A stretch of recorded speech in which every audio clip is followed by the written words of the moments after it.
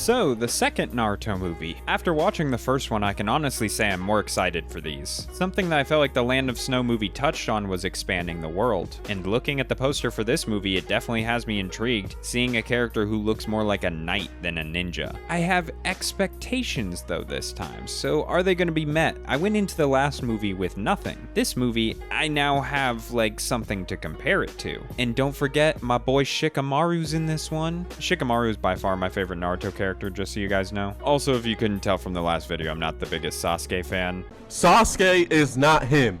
Look, I don't hate him. He just kind of irritates me, and he's a little shit. So this movie's automatically a step up in that we get Shikamaru instead of Sasuke. We don't have to deal with that here. What a drag. I say one little negative thing about Sasuke and I get the evil eye from his #1 fan here. Anyway, let's go ahead and watch. We begin with a big fight scene in the Sand Village with some weird night things. Not a whole lot of context is given other than these crazy things are attacking and Gaara shows up to save the day. By the way, I also love Gaara. Okay, that's another one of my boys. Alright, this movie already top tier. The knights back away and some guys chase after them and probably die instantly.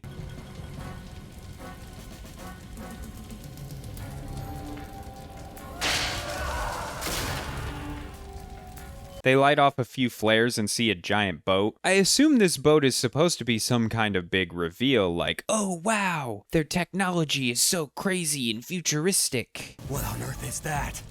I've never seen a boat like it in my life. But I will never understand the technology of this world. A dude could walk out with an iPhone right now, and I would probably just have to accept it. They shoot some missiles and cut to title screen. The next scene is Naruto, Shikamaru, and Sakura chasing after a small ferret. Tonal whiplash, dude. Somehow their awful trap setup works, and they do just a terrible job of making sure they hold on to it, and it scratches the fuck out of Naruto's face and dips. Oh, wait. I'm really excited about this. This gif right here of Shikamaru has been my pinned tweet on my personal Twitter for the last like 3 years. No, like literally 3 years. Hold on. I gotta look this up. Yes, since 2020, it has been my pinned tweet. Never knew where it came from. Just knew it was a gif of Shikamaru. Finally found it. It's from this movie. I'm happy. They eventually run the ferret down and take off to return it to its owner. Okay, pause. The animation of this movie. So I'll get this out now. Some parts of this movie look really good. And other parts look really bad. The only way I can think to compare is, you remember in Naruto, like the original Naruto, when there was a big fight coming up, the animation would all of a sudden get worse. Not really worse, but just less detailed. Think specifically the Sasuke versus Orochimaru fight in the Chunin exams. Like, I don't know if it was a different animation studio or if there was just budgetary reasons, but you could tell there was a massive change in animation. It was like less detailed, more rounded lines, more fluid so it could make the fight look better. This movie is kind of like that, but all the time. And because it's here the whole time and not just fight scenes, it looks weird. Shikamaru pauses because they're nearby the village that hired them to return the pet, but there's nobody in sight. They decide to scope the area and find it destroyed, and they get attacked by the same giant knights from earlier. This is a pretty solid fight scene, I guess. The villains don't really have much for powers, and Naruto takes him out. Then this guy shows up. Character design, awesome. Awesome entrance with this thumbs down thing. I think this guy's cool, if I haven't said it enough. This guy is cool. This is the character that makes the movie. This fight scene is easily the best in the movie as well. If you watch nothing else from this movie, watch this fight scene. The animation, really good. Shikamaru even gets to help out a little bit with a shadow possession. I'm just interested in this character right here and his powers. This whole setup, really well done. It all ends in a clash of abilities with an explosion sending Naruto and the mystery man over a cliff. Shikamaru and Sakura see another giant boat or something. This one's roaming on land though, so it's not a boat. I don't know what to call this thing. Naruto wakes up in a caravan alongside the same knight he was just fighting. Naruto stays up talking to this old man Kahiko. It turns out these people are nomadic and are the people who hired the Leaf Village to get the ferret back. The ferret's name is Nerugui. The ferret also takes a liking to the mystery knight. Interesting. Okay, actually, I'm done with that. I was gonna wait and reveal his name until later, but I'm getting tired of this. His name is Temujin. We get a little bit of backstory for Temujin. It turns out at one point he was just a child hiding from the same knights that he's now fighting alongside. He was taken in by someone named Master Haido. Naruto also learns more about the nomadic people. The ferret has been with the group for generations. They even say he only likes people from the caravan caravan and nobody else. Then he runs to snuggle up with Temujin. Interesting again. Naruto and Temujin talk, and Temujin questions what kind of power Naruto was using during their fight. He also seems confused when Naruto tells him he was using chakra. That power you were using, what is it? Huh? What power? You mean my chakra? Chakra? It's true. I don't sense any Gelel from him. Temujin then says he is here to build a utopia and for Naruto to come along, but doesn't elaborate on what that means. Also, I don't know why it didn't process until this moment, but they are riding on ostriches. That's funny to me, it's like chocobos. Temujin was seemingly about to leave when a child falls from a tree nearby and he saves them. Then he still leaves. Shikamaru is investigating inside the boat thing and discovers these tubes filled with people or something. Also, we have 2 new villain ladies. I guess they're using people inside the tubes to create the stone knights from earlier? Like Rita Repulsa style? Here's a funny line from Kahiko trying to get Naruto to go after the ferret. If I knew this was going to happen, I would have hired those legendary sand ninja from the get-go. Okay, I get it already! Naruto finds Temujin and Nerogui and... Oh look! Here's where Temujin finally reveals his name. Who are you anyway? My name is Temujin. Come, I'll introduce you to Master Haido. Haido then gives a lot of exposition. The land we've traveled here from is a far-off continent, ravaged by conflict. War is an ugly thing, a source of boundless sorrow, bestowing naught but misfortune on man. Temujin knows this all too well. He lost his homeland to strife. TLDR, Haido and Temujin are colonizers. I actually find it hilarious that they made these characters all a more like European design, inspired with stuff like the medieval knight armor, and then literally just made them colonizers. Like, that's so funny, come on. He claims to want to create a utopia and is just going around the world invading places and taking them over. Now, he obviously doesn't directly say this to Naruto, Jesus.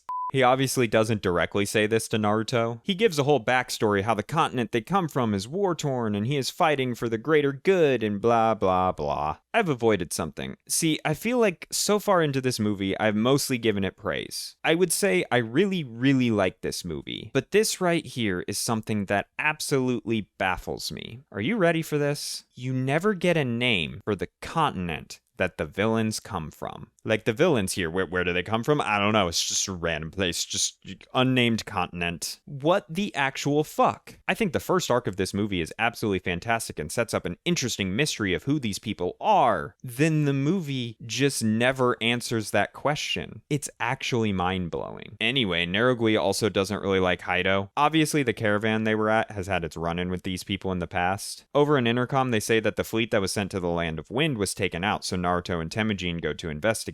Now Naruto discovers the pods filled with people. Uh-oh. Kankuro shows up and reveals to Naruto that these people have been invading the Land of Wind. Then the villain ladies show up along with Gaara, and it's fight time. It's another good one, showing off some cool powers. One girl has illusions, another has lightning. Gaara sand burials one, and Kankuro fakes out the other with Crow. Then the lightning girl transforms into this. It looks fine finished, but this half transformation right here is wild.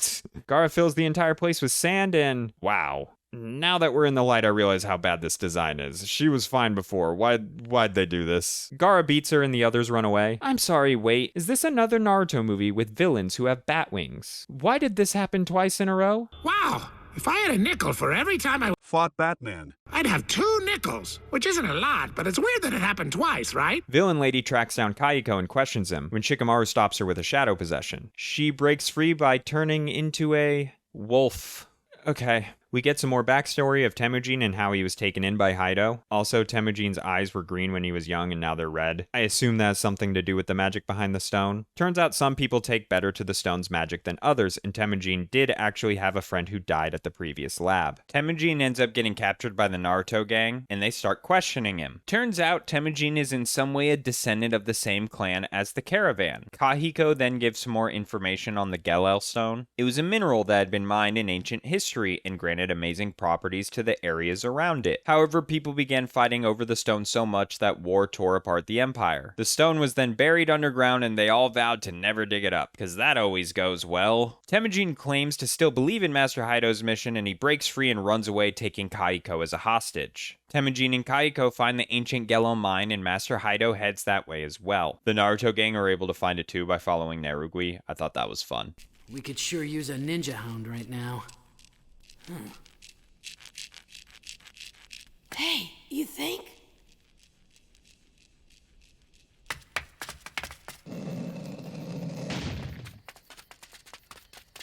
Everything comes to a head in the mines as all of the problems get aired out. Kaiko sneaks away to try to destroy the stone, and then Hido just straight up bitch slaps Naruto. Kaiko and Temujin explore more of the mine, and Kaiko tries to stab him in the back.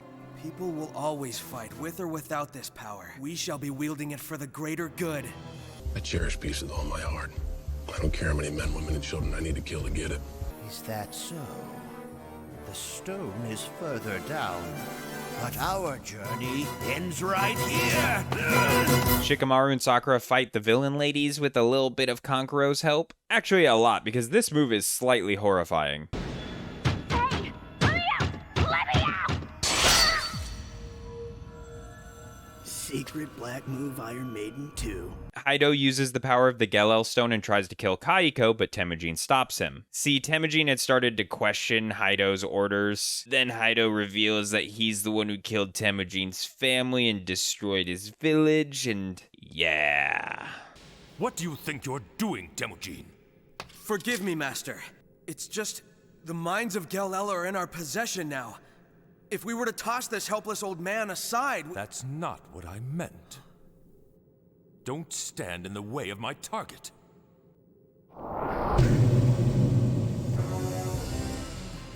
Master Hido? You heard me, lad. You're in the way. Step aside. He then transforms into this crazy monster form and stabs Temujin through the chest. Oof. We get a final showdown with Hido and Naruto in which Naruto talk no jutsus Temujin while fighting someone else. Top tier talk no jutsu moment, okay? He's fighting somebody else and talk no jutsus somebody. Like, when has he ever done that before? Hido is about to finish them off when a bunch of the knights jump in the way to protect them. Yeah, I guess they were all filled with the souls of Temujin's friends. That's nice, but kind of sad. This is a pretty cool moment of like Temujin stumbling up and starting to run with Naruto. Like, dude just got straight up stabbed in the chest. He should not be alive. Yeah, take that, Reen. Oh, shit. Oh, I'm sorry. They do this really cool twin Rasengan move together. Thing is, I think I need to keep track how many of these Naruto movies just end with some alternate form of Rasengan. The entire mine collapses and... Okay, there's this like long-winded explanation about what's going on here, but more or less someone has to sacrifice themselves and stay behind. Okay, cool.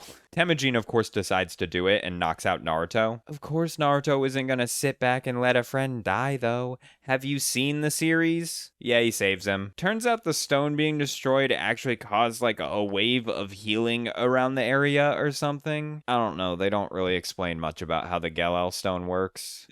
There's no destruction in the area is the point, because it like the stone just kind of sent a wave and it's like, oh, it healed everything. The movie ends, but we do get a mid-credit scene. It's really not much. It's just showing that Temujin is heading home. I'm not really sure how to feel about this movie. On one hand, I really liked certain elements of it. Characters like Temujin, Shikamaru is here. I love the initial concept of seeing an entire different group of people from a different land. But the story has a lot of problems and holes, and the animation can look really wonky at times. Let's compare it to the last movie. Characters, I definitely prefer Temujin and Hido over Yukie and Dodo. Animation definitely goes to the last movie. I think the fight scenes could look cool in this one, but there's just a lot of weird stuff. The story, though, I'm not sure which to give it to. The first definitely had a story that felt more like a movie. This movie's story kind of feels like a movie adaptation of a book, where because it had to get cut down, they had to cut a bunch of information. Like, I won't get over it. It's genuinely baffling to me that we never learn the name of Temujin's country or continent. While the last movie may have felt like filler, this movie has a problem of feeling more like a what-if story. While I enjoy the concept, it's just, there is no way these people really exist in the actual canon of the Naruto world. Whereas the Land of Snow people, yeah, sure, they could probably exist. I'll say I liked the movie more than the Land of Snow movie, but at the same time I'm way more disappointed by it. The first 30 to 40 minutes of this movie are absolutely fantastic setting up the plot. I just think it fell through in the end a little bit. Still a fun watch though, so I do recommend you check it out. Hey, thank you so much for watching. It'd be awesome if you sub to the channel. It helps me out a lot. I also have all my social medias listed over there on the side, and more videos if you want to watch those, please. All right, see you guys next time. Peace out.